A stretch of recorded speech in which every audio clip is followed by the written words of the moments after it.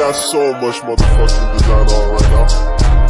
Bring it down, bring it down, make it clap. I got 3 old guys, I'm the block, bitches on my line, and you know. Assalamualaikum warahmatullahi wabarakatuh. Kami dari mahasiswa D4 Analis Kesehatan UNSA. Kami akan menjelaskan tentang elektroforesis. Nama saya Bina Badina, NIM 22400222049. Nama saya Lupiana Fauzia, NIM 22400222096. Elektroforesis adalah teknik pemisahan molekul bermuatan berdasarkan perbedaan tingkat migrasinya dalam suatu medan listrik. Kecepatan pergerakan tersebut tergantung dari muatan, bentuk, dan ukuran molekul. Objek yang berukuran molekul lebih besar akan berpindah lebih lambat. Elektroforesis terutama biasanya digunakan untuk mengamati hasil dari DNA atau deoksiribonukleik asid yang diamplifikasi. Hasil elektroforesis yang terlihat adalah terbentuknya pita atau band yang merupakan fragmen DNA hasil amplifikasi dan menunjukkan potongan-potongan jumlah pasangan biasanya atau BP atau base pair. Komponen-komponen utama pada elektroforesis yang pertama yaitu larutan elektrolit yang berfungsi sebagai pembawa komponen, umumnya berupa larutan buffer dengan pH tertentu sesuai dengan karakteristik senyawa yang akan dipisahkan. Lalu yang kedua ada media pemisah yang berfungsi sebagai tempat dalam proses pemisahan, dan yang ketiga ada elektroda berfungsi sebagai penghubung arus listrik dengan media pemisah dan baterai sebagai sumber energi. Selanjutnya adalah medium dalam elektroforesis. Ada dua medium yang sering digunakan, itu adalah gel agarosa. Gel agarosa merupakan metode standar untuk mengidentifikasi serta memurnikan fragmen-fragmen DNA dan RNA. Senyawa tersebut merupakan pembawa genetika pada makhluk hidup, dilakukan pada medan listrik horizontal.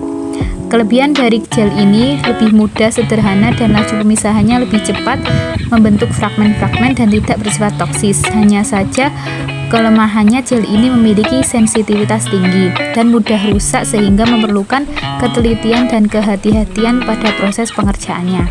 Yang kedua, gel poliakrilamida. Gel ini memiliki resolusi tinggi pada hasil pemisahannya, membutuhkan tegangan listrik yang tinggi pada pengerjaannya dan dilakukan pada medan listrik vertikal. Persiapan pengerjaan membutuhkan waktu relatif lama, mahal, dan memiliki laju pemisahan yang lebih lambat dibandingkan gel agarosa. Yang pertama, membuat gel agarose dengan menimbang media agarose sebanyak 1 gram. Kemudian, masukkan media agarose yang telah ditimbang ke dalam Erlenmeyer dan tambahkan buffer TAE sebanyak 100 ml dan homogenkan. Larutan buffer di sini berfungsi untuk mempertahankan pH selama proses elektroforesis. Kemudian tutup mulut Erlenmeyer menggunakan plastik wrap dan beri lubang menggunakan jarum. Panaskan larutan agarose di atas kompor hingga larut dan jernih. Kemudian siapkan alat cetakan elektroforesis dan atur sisiran pada bagian atas atau bagian tengah.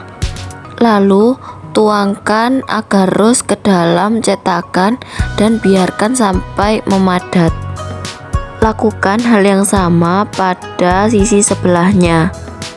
Setelah agar memadat, keluarkan sisiran dari agarose dengan perlahan-lahan. Kemudian ambil 2 mikroliter DNA dan loading D dengan mikropipet.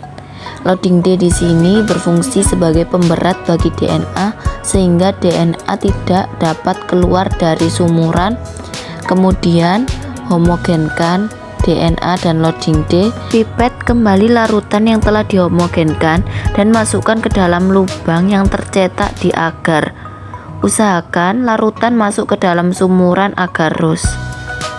Lakukan hal yang sama dengan mengambil 2 mikroliter DNA dan loading D, kemudian homogenkan.